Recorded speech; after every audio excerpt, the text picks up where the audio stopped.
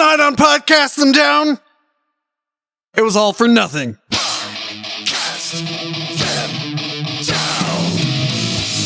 Hail Metal Nation, it is I, Tim, guitarist and vocalist, one of the many vocalists of ISENMOR, dual violin, folk metal band from the Maryland area. The very specific middle of Maryland area. And joining me tonight, of course, is Dave, the drummer of ISENMOR, and Mike, the bassist and one of the other many vocalists in ISENMOR. And, we were supposed to play a show tonight. And we didn't. We didn't. We didn't. So, and we're only down, what was it, $126. So, I mean, so it's better than if you played a show. Oh yeah, that's better than the touring band. True. I would assume. Yeah. So what happened was, we were slated to open for Will to Run, and Will to Run started their tour, and they played a big festival in Atlanta, and then they played Richmond, Virginia. And then they said, tour's canceled, we got COVID. Which is the unfortunate reality, I think, of touring at the moment. COVID. Yeah, so show got canceled. For some reason, they didn't want to just do the show without the headliner. I don't know why. Cowards. And so this was to be our first show since 2019, because of said COVID pandemic. And we were offered the show. We said, of course, we want to play the show. And we were all ready to go. And then it unfortunately got canceled the day before. So I was thinking we could talk about what we had to do to get ready for the show. And on we should also talk about. Oh, go ahead. And on top of that, I don't know. You derailed me, so I want you to feel shame. The various nearly show-ending moments that we had and the lead up. Oh, that's right. Show. That is right. Yeah, we had several issues leading up to the show ourselves, but with the magic of technology, that wasn't going to be a problem. Right. Wait, did you create a robot Dave? Sort of. Uh-oh. Yeah, I was about to say, I think the last show that ISENMOR played was one I was not a part of. That's right. Yes. You were involved in some wedding or some other nonsense. Yeah, right. Boo. Right. Oh, well, let's talk about that. The last show before the pandemic, we was Maryland Folk Fest, wasn't it? Yes. MFF. MFMF.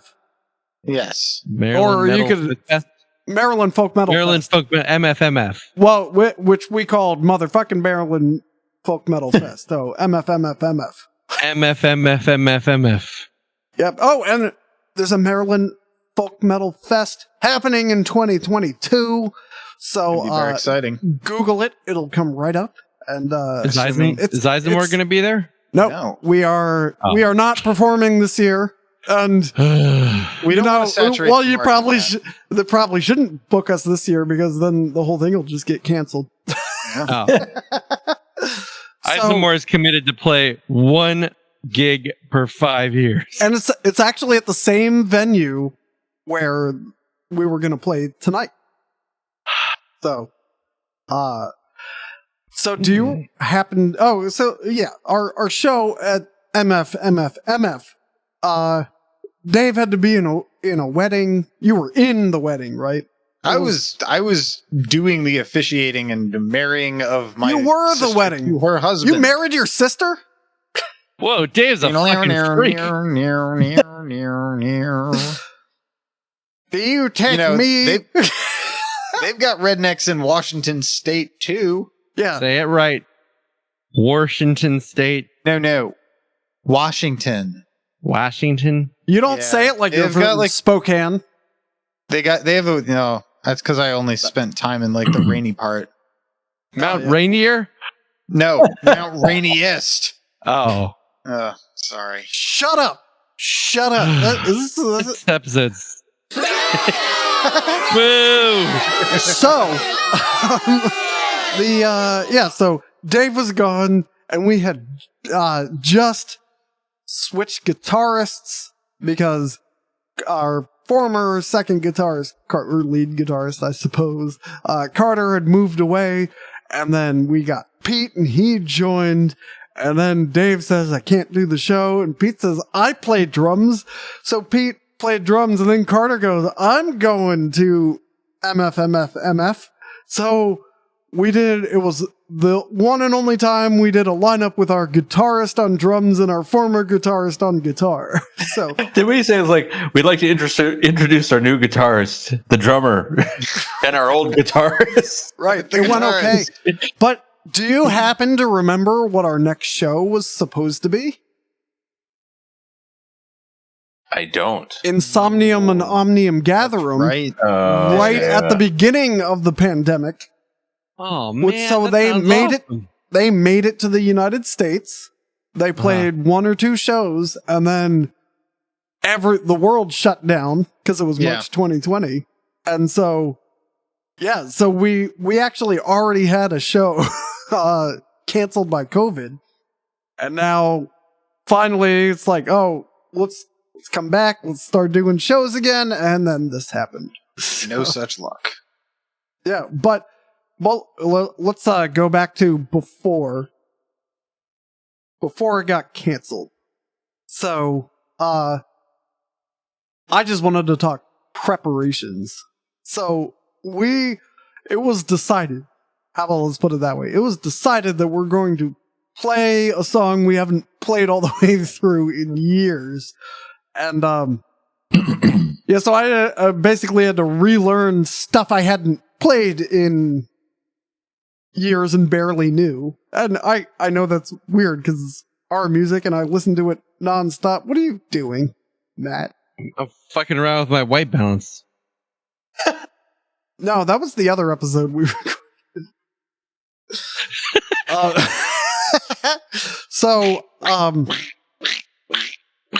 Yep. So, and then, during one of the rehearsals, it was became clear that I needed to take over something Nick did last time. So I suddenly had to on vocals. So I suddenly had to learn several new verses, and I can't guarantee I would have had them by today because the song in question is Sigurd's song, the 17-minute. Oh, wow. That would have been amazing. Yeah, and it's also half the set. So then the thing that didn't get decided until late is what other songs to play, because we have used 2/3 of our set on Sigurd's song. Man, that would have been amazing to see your set list where it's just like Sigurd's song, Death is a Fine Companion, out. Well, I mean, we can talk about the set list now that it's not going to happen. What was that set list? So we were going to, it was going to be Sigurd and Wanderlust, I think Kings of the Cold Mountains, and then closing out with Saxon Shore. Ooh. And as is that tradition. is so we had 30 minutes, and that's like 29 and a half minutes. So it was very... It was a tight set. And I will say that being in Burning Shadows and in ISENMOR affords two different playing opportunities, because in Burning Shadows we don't use backing tracks typically. We don't play to a click. We don't have in-ears usually. Have we ever actually played a show with in-ears in? I don't think you brought them to Raw Inc. once, I think. Yeah, I don't know if we used them. We tried, but decided. We've never successfully done it. But that's one of the luxuries of having a click track, is that you know without fail that your set is going to be that long or not. So I like that. I was always kind of leery about playing to a click when I first started doing that in ISENMOR, but it really I like really click? Shut up. It really clicked. It really clicked. Can't put it better than that. Man, I'm not overusing. I'm using that button way more than usual. Seems fair. So one fun thing is I had bought a guitar right before the pandemic started for use in ISENMOR. It's the multi-scale Jackson. So haven't played it outside of this room ever. And I spent quite a long time repairing it because the you can blame Jackson's overseas factory. The pickup, the humbucker, one of the humbuckers came loose. So I tried super gluing it back down onto the base, and that did not work. I think I just got some bad super glue. So basically I wrapped electrical tape around it. So Oh. and then on top of that, my strap button is loose.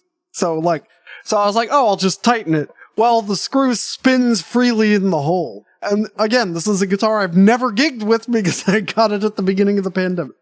So, yes, that was fun. And then Pete similarly got his, what did he get, an AX8?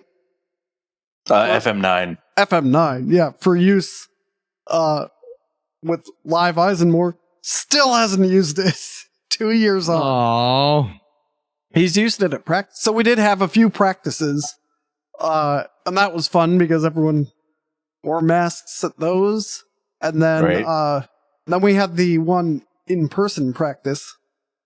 Wait. Not in person. Okay. We rented a rehearsal studio. We had, plugged in and loud. I saw some photographs on the ISENMOR Instagram. Yeah, because Dave's drums haven't been used since earlier in 2019. Jeez, I can't even remember the last time those drums got played in concert. Yeah. Because when Burning Shadows went to Germany, I didn't bring my drums. I just brought cymbals and stuff. Right. But yeah, it was great. We got we went up to Orion Studios in Baltimore, in South Baltimore. Great little rehearsal space up there. They've got a variety of rooms for any, people looking for rehearsal space. Very affordable. Nice folks up there. They got a lot of cats. They do have a lot of cats. For ISENMOR, that's a huge plus. Eisen Meow all the way. One of the cats was named Chaos. What? Yeah. Wow. That's true. That's a fact. I think it was named after Secretary of Defense Mattis.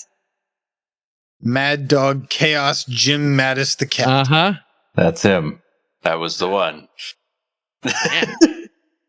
Yep. And so we rehearsed, however, it wasn't all of us.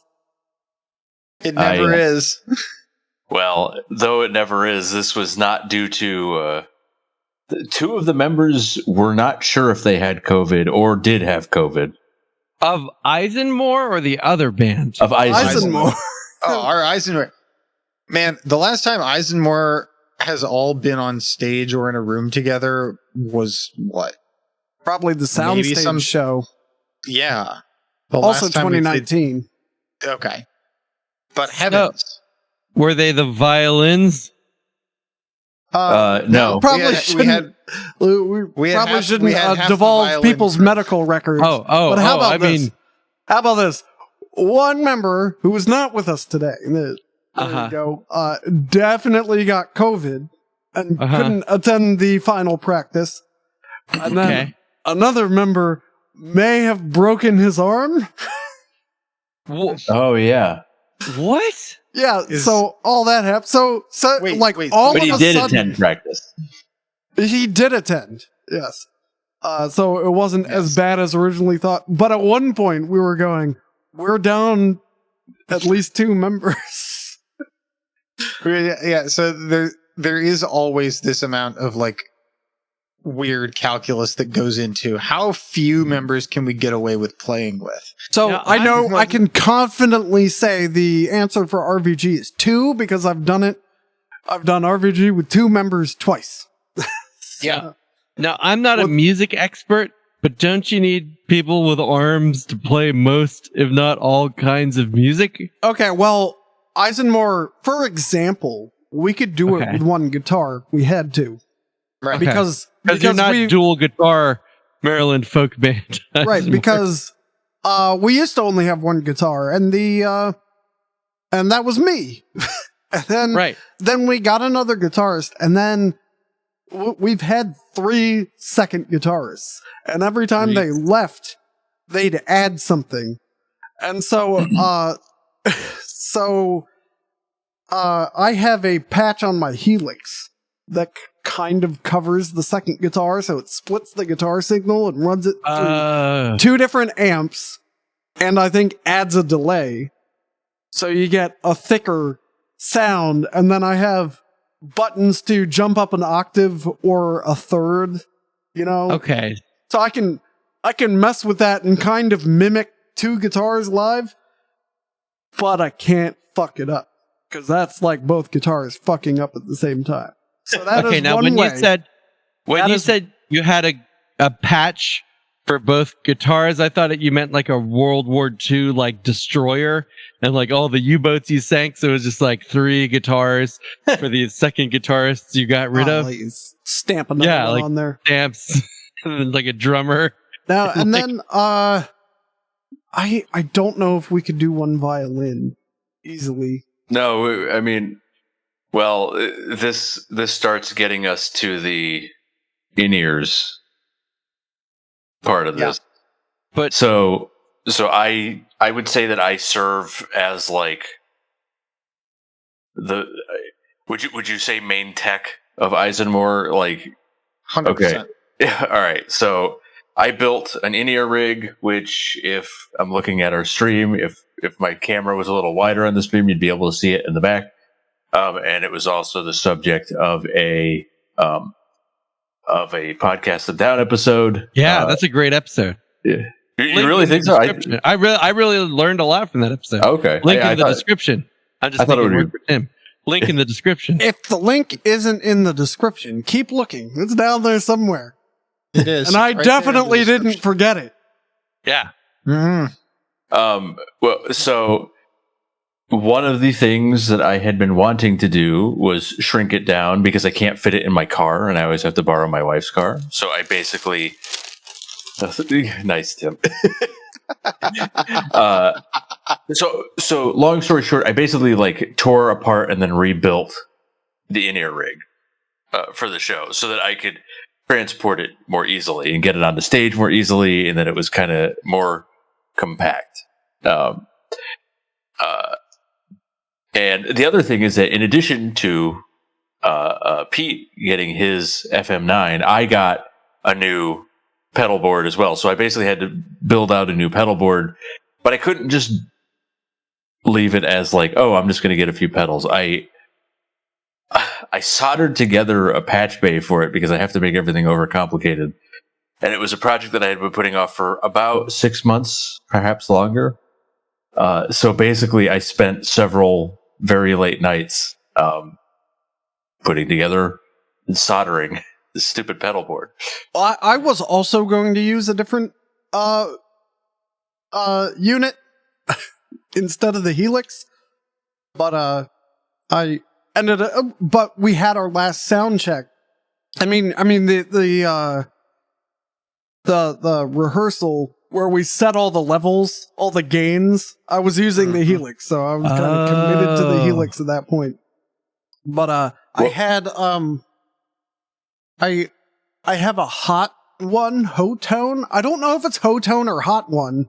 They're spelled the same, but it's like a Moore level multi effects. Very cheap. And there was a show we did, ISENMOR did, at the Sidebar, where we were so packed in there. At one point I did this, and I smacked Mark's bow out of his hand. And I was like, I need to reduce my footprint as much as possible. But, so I have yet to go as extreme as Christopher in Burning Shadows, where it's one micro pedal. That's it. That's all he has. Yep. Wow. One day, perhaps I will do that. Actually, now that we have time again, and I'm not locked into the using the Helix, maybe I'll go ultra teeny tiny. Yeah, that was actually part of my reason for getting. I got the Quad Cortex by Neural DSP, and it's smaller than the AX8, which I had previously been using. So that was part of the because I had my pedal board was way too big, especially for what I used it for. Long story short, we rebuilt the IEM, built up all of our pedal boards, and then everybody started getting COVID in the band. So one of the advantages of the in-ear rig that we have is that we have a backing track player, which we talked about in that episode, but we also have this 8-channel AB switch that can basically take backing tracks and swap them for real tracks or for live instrumentation. Yeah, so you can take guitar 1 and just flip the switch, and then it's the recorded guitar 1 and not the live guitar 1. Right. And somehow I'm still playing live guitar like a sucker. Right? Wait, we've used it for RVG. We've never used it for ISENMOR and I can tell you that because none of the tracks that I have actually have those channels populated. But that's another thing I did. I rendered the entire album as stems so that you could do that now. So I was just about to get started, and then it looked like everybody was actually kind of be in the clear for the show, and then Wilderun announced their cancellation, and I was like, the show hadn't been officially canceled, but they were like, yeah, we're canceling the tour. So I was like, I am not going to work on getting all these tracks in place in case we need them. But we could have gone with one violin and one guitar, and we would have had 2. It just would have been backing tracks. I get you. The episode where we talk about the rig is episodes 10 and 11, which came out right after the Tom Bombadil debate. Oh man, 8 and 9. We still need the rematch. We'll do the rematch as soon as the Rings of Power. Yeah, that's great. Debuts. Yeah. Let's get that going. When is that supposed to happen? I think it's September, right? Yeah, it's this year for sure. Mm-hmm. But I don't think it's the summer. I think you're right. I think it's later in the fall. Yeah. But but that's on. Sorry. No, it's all. One thing I hadn't told you, Tim, is that I technically made a new design for our multi-channel panel as part of multi-channel panel. Yeah, so basically, right, in order to get all of our various signals to the in-ear rig, I had some company make up this panel that has like a mil-spec, like rotating connector with 60 pins or something like that. So that's like 60 different channels. XLR cable is 3, or not 60 different channels, 60 different wires, effectively what it supports, something like that. But an XLR cable is basically 3 wires bundled. So this single connector can handle a ton of XLR connectors. So I was like, man, I really would like to get this in-ear rig down to, I have it at 10U now. That's the size. So I designed one that would let us get down to 8U. So I could get it even smaller. What'd you have to take out? What? What's the question? What's U mean? Unit? U is okay. In a rack, either audio or computer. Like not the country. No, not the country. Oh, all right. I'm less interested. In like a rack. Yeah. Ooh, interested again. Yeah. a U is a standard size. So a single U is, I want to say it's like 2.75 inches or something like that. So you're saying a U is a standard rack size? Yeah. It's like a mole for an audio. Nice. Beautiful. So the rack that I have back here, which you guys can see, but I don't think anybody watching us can, is currently 10U. It was 12U before. It was extremely heavy. Now it's 10U. If I wanted to get it down to 8U, I'd have to get a custom device made where I wouldn't actually lose functionality. I would lose no functionality. I would just combine several things I would combine 4U into 2U. I could do that fairly easily. Why don't you just fold it? Fuck. I should do that. Yeah, why didn't you think of that? I don't know. I have one question. Yeah. What the fuck does U mean again? Size. It's a Size. rack. Okay. It's the size of a rack. Whoa. Yeah. So basically, like, we have this rack-mounted mixer. Uh-huh. And it's 3U, which means it takes up 3 spaces in the rack. And then there's other devices in there which take up like a single U or maybe 2U, so on and so forth. Okay. I think I get it. If I show you a picture of this, I could literally just be like, this is 1U, this is 2U. You're going to show me a picture of your rack? Yeah. Sweet. Right on Twitch. Right on stream. If I look distracted, it's because I'm issuing all our ticket refunds. Oh, I thought you were taking a gander at Mike's rack too. No, seen it. Don't care. Been there. So yeah, basically we just had to like retool. We had to rebuild all of the shit that we had been planning on upgrading. We had to finish all of our various projects that we had been planning on since before the pandemic. Okay. And then, remember how to play everything that we had written. Two very minor details. For me, it was really just the back half of Sigurd's song. That was right. Shoe a refund. Shoe refund.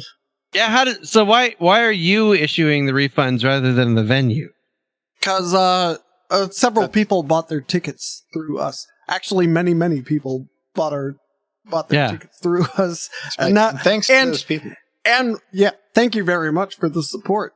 The only problem is they're intermixed with people buying music as well. So I kind of like look at how much they paid and find it and hope it doesn't deplete any the funds, because that was supposed to be withdrawn and given to the promoter.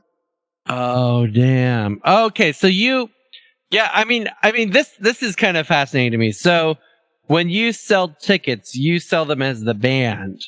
But then you of course have to give them to the promoter. Like, and then, would you do that after the show? Would you do that depends on the promoter. Depends on the promoter. Like, so at I can talk about this because it went out of business. But at Jack's or Empire, they would just fuck you. They would. Okay. You'd, before doors open, they go, "How many did you sell?" And then you'd say, "I sold 20. I'd sold 40.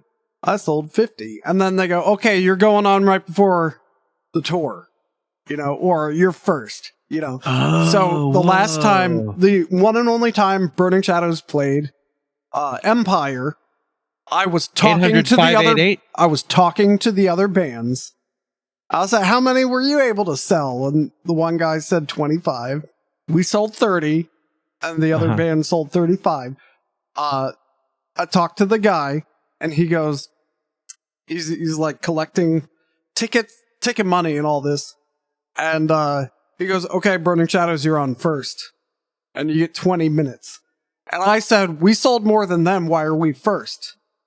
And he goes, "Fine, you're second, but don't ever tell other bands don't ever talk to other bands about ticket sales because you don't know what kind of deal I have set up with them. And I said, why did I sign a contract then? Saying that, which states that it's based on tickets, the lineup is based on ticket sale. And that is why Empire's not there anymore. Because fuck Empire. Precisely. Wow. You know, so, selling tickets is always miserable. But there are promoters I'm willing to do it for, and the people who set up this show is one of those promoters, you know. And actually, we offered to sell tickets. Is that standard? Like, how often are you selling tickets versus something? In an ideal world, you never are. Okay, so that means you basically always are. But basically, if you want to be credited for your draw, then you sell tickets. So if you have no draw, then you say, I won't sell tickets. But if you want to be credited for your draw, then you sell tickets. Yeah, I mean, unfortunately, it demonstrates to the promoter that you have fans that are willing to pay to come to see you. Okay. So like, though it doesn't feel like it as a band, it doesn't really feel like it should be something that you do, like selling tickets.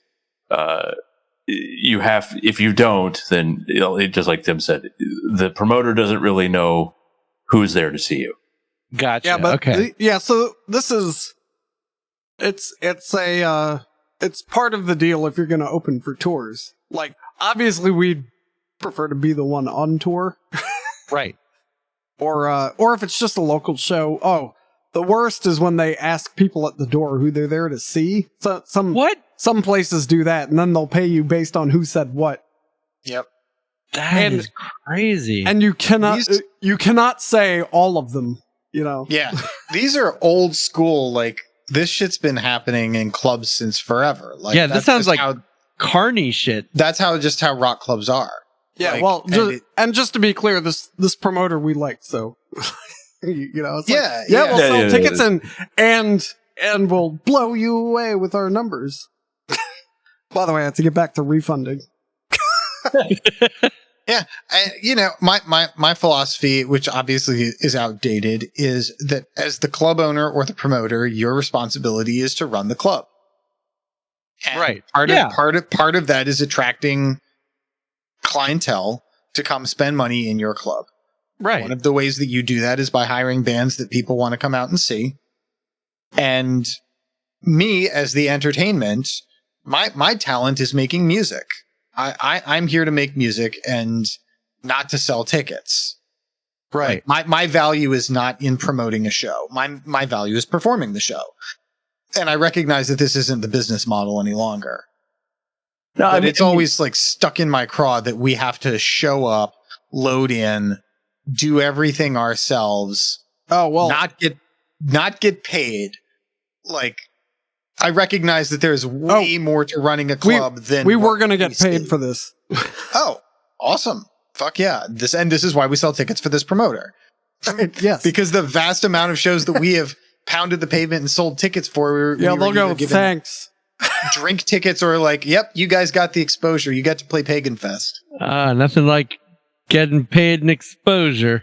Exactly. Yeah, like, one of the more interesting things about being a small band playing these types of shows is that you're really expected to do a lot of stuff for which you have no skill.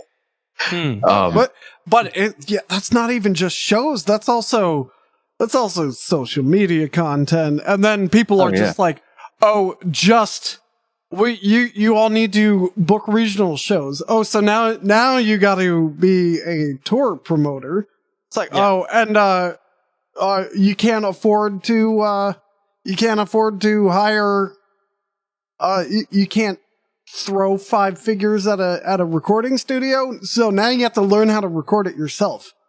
Wow. Oh, and the proper way to promote this is to make a music video. So now you got to learn videography.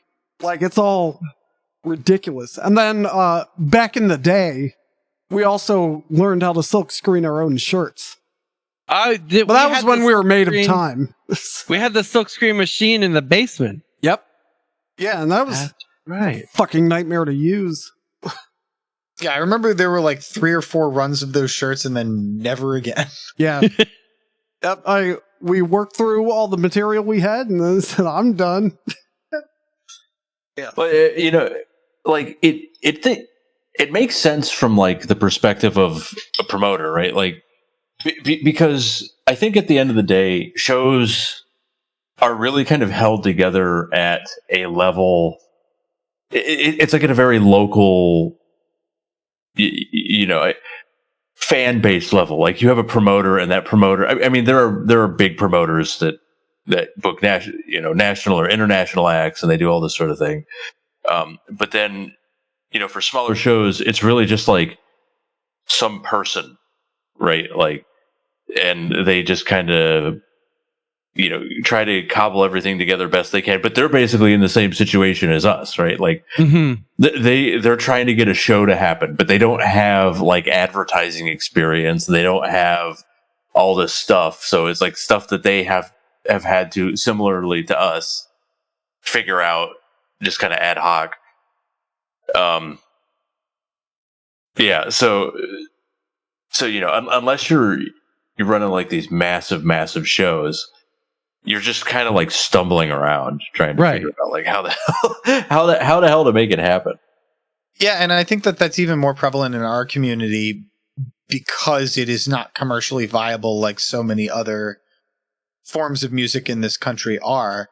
The scene is by necessity a lot more passionate amateur hobbyist than it is professional. Like even with, have you guys ever been to the 8x10 club in Baltimore? Yeah, my buddy used to run sound there actually. Okay. It's like a rock, R&B, soul, hippie jam kind of place. And they do open, like they are a proper venue. They have open mic night every week. A variety of shows. They've got like a battle of the bands kind of thing. And they've got very fair ticket practices where it's like tickets are $5. We keep $1, you keep $4. Okay. Go sell those tickets. And that's an incentive that I can get behind. But the only reason that happens is because they know that the rando people of Baltimore are going to come into the 8x10 club on a Tuesday night to see open mic night. And that doesn't happen necessarily in clubs like the Depot or Metro Gallery, or Metro Baltimore, which after the renovation, I don't know, is it a hangout space or is it strictly a concert venue? I brought up the renovation and someone told me they hadn't started. Oh. So that's convenient. I don't know if it is renovated. I was going to find out today. Right. But yeah, it seems like for heavy metal in this country at this time, all of this is a grassroots led thing. I think it's getting split. I think the metal middle class is disappearing. It's all that's an episode. Yeah. No, it's like a super interesting point. All the shows are either huge bands or tiny bands. Nothing. There's no middle anymore. There's no 250, 300 person show coming through. Like what I'm struggling. And again, because COVID has fucked everything, it's hard to think about it in these ways. Well, this has been happening ever since Empire closed. So. Yeah, and it used to be like in the mid-aughts and early 2010s that you would have big European acts, big for Europe, playing like thousands of seat halls in Europe, hundreds of seat places here, coming every 2 weeks. Like Dimmu Borgir? Like Dimmu Borgir hasn't been to the United States since they were good. It's been that long. Wow. That's crazy. Yeah, and like Opeth played 5 shows in the last 2 years in the US. I remember one year they came 3 times. They came to the US 3 times. A winter tour, a summer tour, and then a fall tour. Those visas ain't cheap. Right? I mean, get over here and rock it, but we don't see that anymore. That's an interesting point that you raised, Tim, because I can't remember the last mid-sized show that I wanted to say. I mean, Symphony X is coming up. Well, the folk metal genre itself is pretty exemplary of this. Like, the popular folk metal bands have massive draws. Ailstorm and Corporate Colony and Tyr, they play big venues around here. They'll play Soundstage, or they'll play the Fillmore. Like I saw Tyr at the Fillmore a long time ago. But there's like no middle ground for folk metal. Like I don't even know. I think everybody thinks their own band is pretty good. But it's like I listen to our stuff. I'm like, yeah, I think we're all right. But I can't even fathom how you break in. It's just pure luck. Money. Money. Like, do you want a real answer? I'll tell you the real answer. Oh, yeah, I do want a real answer. You get 5 figures together. It's always 5. You buy your way onto a tour, and then you get another 5 figures together, and pay for a promoter and do your own tour and hope it sticks. That doesn't sound very fun. That's several bands I can tell you offline have done exactly that, and with varying degrees of success. So you have to buy onto a tour and then hope people like you so you can do your own tour. But like, or throw lots of money into promotion, or just get lucky. Hopefully the right people hear it and you go viralish. But then, this is a different episode, but that's the other myth. People say, well, since streaming picked up so much, now you make your money from shows. No, you don't. I'm not sure where the money comes from anymore, because you barely get it from shows, and then you barely get it from merch, and this is for the bigger bands too. Did you read the Children of Bodom article that I think did. Who sent that out? I did. That's why I read it. Oh, well, I did too. And it's fascinating. Like, these guys were not wealthy. They were making like a comfortable lower middle class wage being Children of Bodom. Like, the LLC paid out a monthly salary to each of the members, and there were royalties and revenue and touring contracts and all of that. But Children of Bodom were the biggest Finnish band on the planet for years. Well, I mean, think about putting him aside. Well, I always forget about that. But yeah, think about Gwar and David Brockie, right? Like, Gwar is huge, and when David Brockie died, if you read the news stories, it was like, oh, he was discovered by one of his roommates, and you'd think like somebody as big as Gwar wouldn't need somebody in a band as big as Gwar.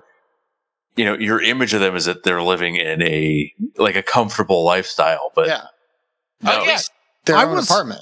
No, I had a friend who was dating the bassist. I'm not going to say the name of the band, but they were a huge early to mid 2000s pop punk band based out of Bowie, Maryland. I know. Excuse me, Waldorf, Maryland. Bowie, worldwide. Waldorf. But this bassist was renting a house in Silver Spring, Maryland. So, I mean, you could turn on MTV. MTV was still showing Total Request Live. You could see his video. Like, it was getting major airplay.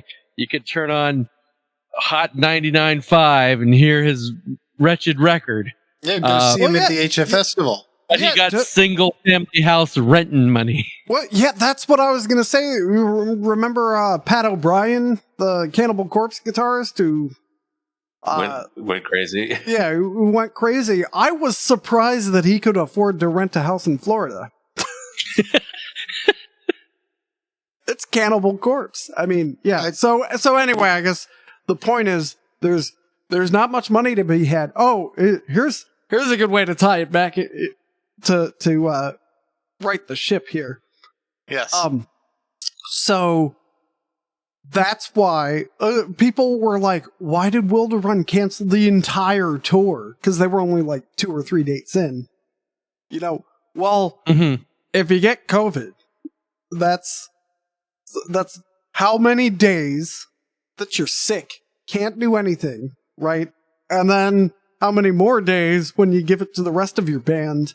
Yeah. That financially, that is devastating. That's like how many days is that where you don't play a show, but you still have all the costs of touring? Yeah. You need, You're paying for the probably hotel now you room need hotels and the gas and food and since you're not playing shows, some of that might have been comped. Like they might have given you a place to stay or dinner. Right? Well, that's gone. Spaghetti. Did you see the Adam Neely video? I sure did. I wanted to do a whole episode on that. Yeah. Yeah, so he breaks down, like, he went on tour with his little, like, 3-piece, like, jazz band. Just sleep in the van. Yeah, and like, because his friend in the band got COVID, like, I think the tour ended up costing, almost lost them $17,000. Right. Holy nuts. And people were, lots of people said, so anytime tours, like, go public with their expenses, people will always point to like the hotels and say, why don't you just sleep in the van? Anyone who says that has never tried to sleep in a van you're touring in. I've done it on 2 different tours, and you cannot, first of all, you can't keep that up for more than a day. RVG did it. We slept outside of Buffalo, and like by 6 a.m. I was done trying to sleep. And we just kept driving to Detroit, of all places.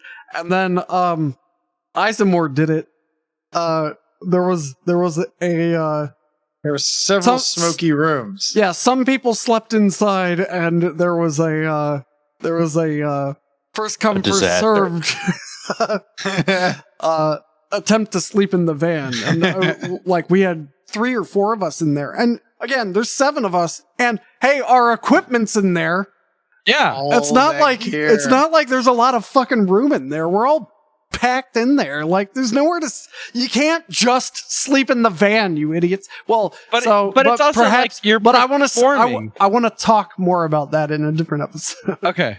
Yeah, but like the other thing I don't get is like it's not like you just have to survive a night.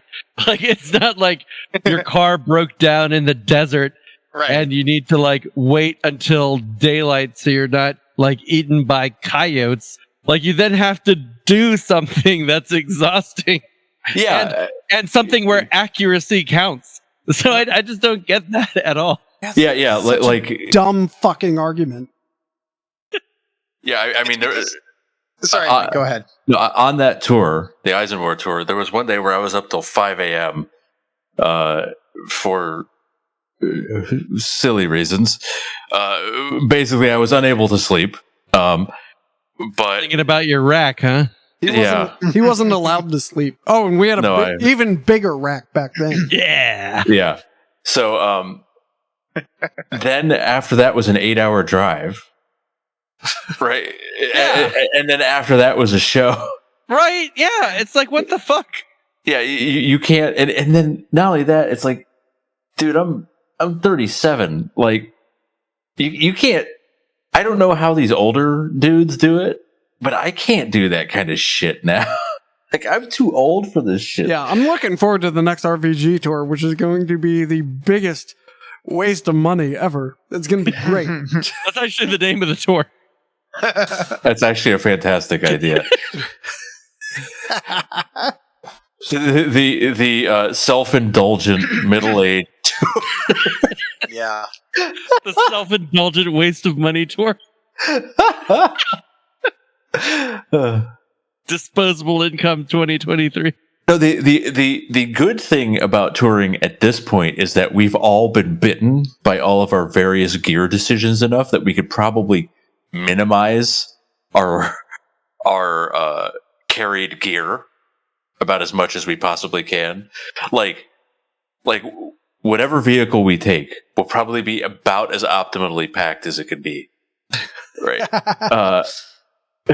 but it's still going to be exhausting. Yep. Okay, Yeah. well, yeah. So anyway, if you're wondering why tours get canceled, that's why. Because you can't just miss a week and then pick up in another part of the country. Mm-hmm. While paying all your sound guys and all your techs and everything for missed work. And Think how pissed the lighting guy is.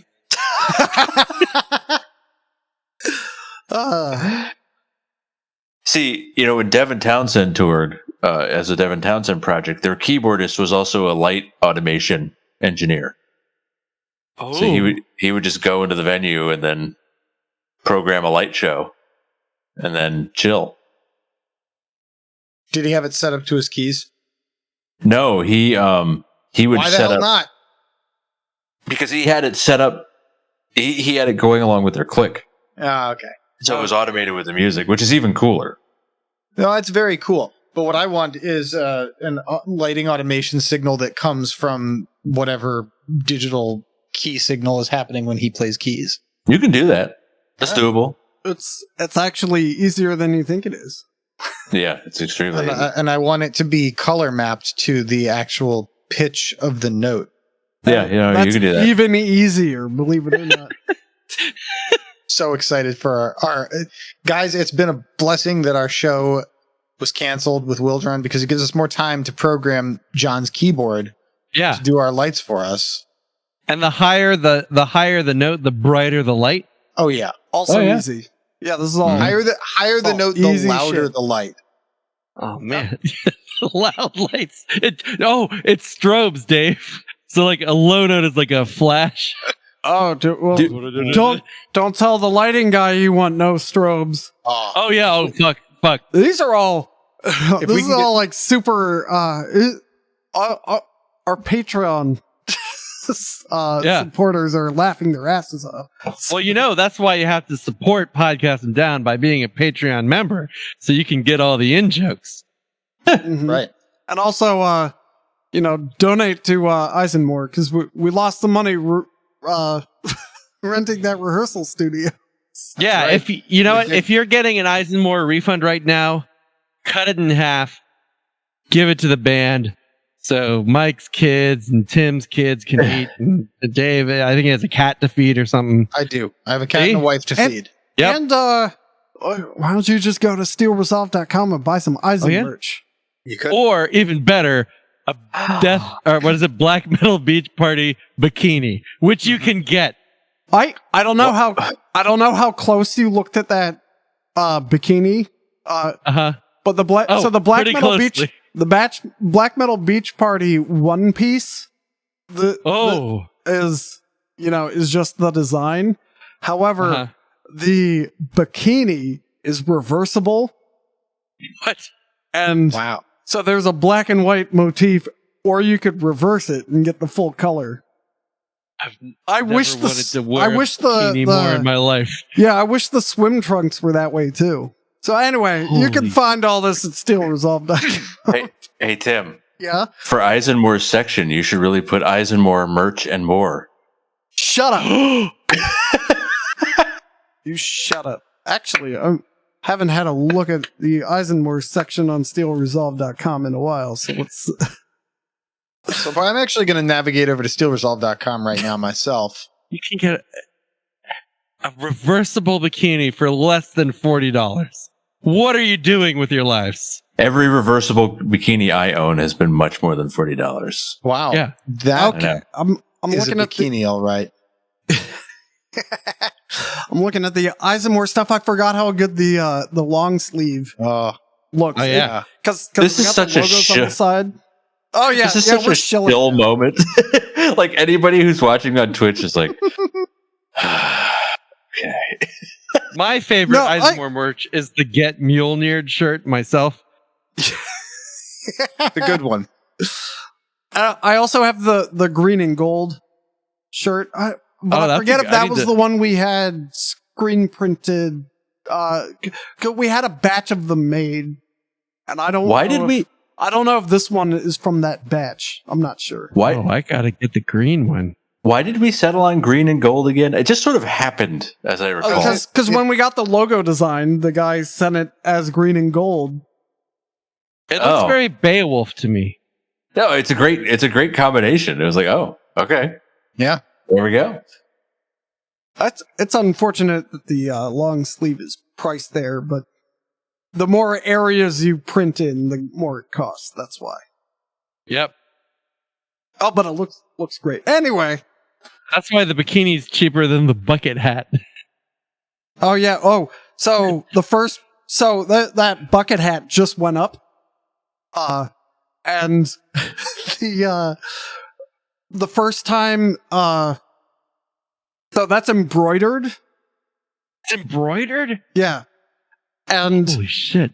The let me redo the description because I'm very proud of it because I wrote it.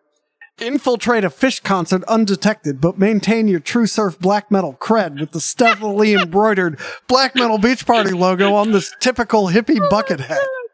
Oh my god! Yeah, You just now sold you yourself want a one. bucket hat. I do want one now. Do I get to choose the tie-dye pattern? No. Or is it random? No, it's random. And unfortunately, can't do anything about that price. Well, it's embroidered. I mean, that's price consistent with quality. Yep, but I might buy those flip-flops. I need to measure my head to make sure that the circumference is compatible with this hat. I mean, I am definitely buying the fucking swim trunks. Can I tell you a really kind of irrelevant story about flip-flops? Absolutely. Yes, but then we're gonna go. Then we're gonna go. Okay. Content we're here for. Okay, so my daughters really like flip-flops. So I like to misname them really horribly on purpose. Oh, like flip flips? Yeah, like flap floops, floop floops. I do the exact same thing. Do they get real mad when you do it? They're at an age where they're like, Daddy, are you joking? It's like, yeah. Daddy's having a stroke. Daddy, are you stupid? Floop? Daddy, they're not floop floops. Damn. Flap flips. Flop flops. Oh, it's all beautiful.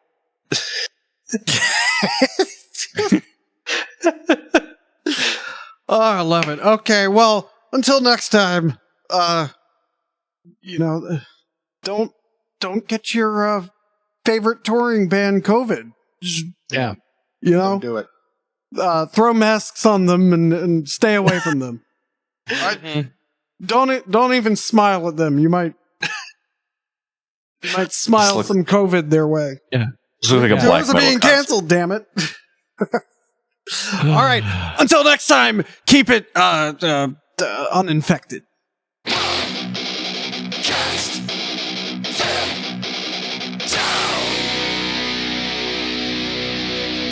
So I used to teach a class, and in this class, I would occasionally make a horrible joke, just like super punny. At one time, I made a joke where the whole class went, ugh. And I was thinking to myself, like, this is what being a dad must be like. And now that I'm a dad, I was totally correct. It's like theory confirmed. Yeah, it's absolutely. I have to sit here and listen to my bad jokes. Where are you going to go? Home? You are home. It was an exhibit joke, too. Like exhibit like X to the Z? Yeah, like... And your ride. Yeah, like we heard you like X, so we put X in. I don't even remember what the joke was, but the whole class went, ugh.